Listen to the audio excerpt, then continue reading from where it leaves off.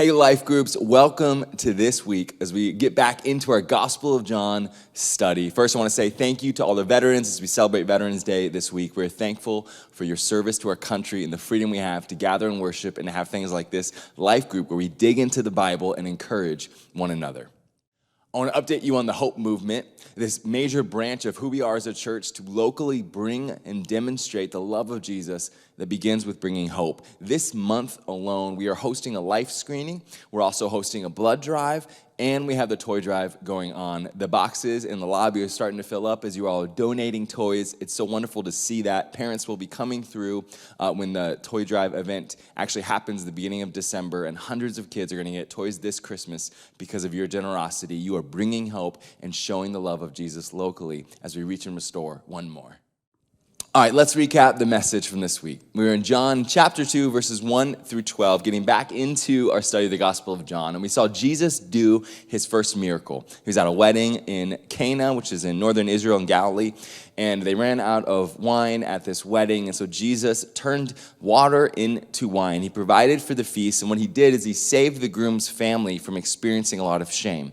And typically when we've read this story, if you're familiar with it, we think of this big public display that the master of the banquet that's quoted in it says publicly, you've brought out the best stuff, but really the master of the banquet was really the head waiter, the person running all the logistics. And so he privately said to the groom that you've brought the best wine out now. You see, this story teaches us the power of Jesus over our shame, that he meets us in our difficult moments and brings restoration to God and relationship with God, that he saves us from heartache and pain, even when we're trying to have these temporary celebrations in life. And we saw that in this story, Jesus used the servants to be a part of this great miracle. And Jesus commonly does that throughout his ministry. He doesn't need to. It's not dependent on the people, but he invites us to participate with what he is doing. And that's a picture of who we are as a church, that we all get to serve and we participate in the life transformation and the greater things that God is doing in and through this church.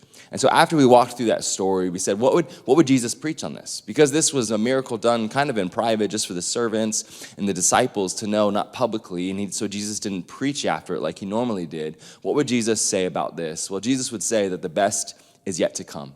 That the work of him in our life saves us from sin, saves us into relationship, but there is full glory and restoration for the whole universe, the whole world, everything that is yet to come for us. And so we have great things in store. And Jesus would show that he brings joy in place of our shame, that he is a greater purification, that he brings the purification not just of the outside, but of our soul. And that's why Jesus used the stone jars that the Jews used for their ceremonial hand washing, and he reuses them for the miracle, saying, I'm bringing something better. You don't need these anymore. And Jesus would say that he is the groom that does not fail, that it was the groom's job to provide for the feast, and he failed in that, not having enough wine for his wedding feast, the celebration. But Jesus saved the day because he is the groom that does not fail.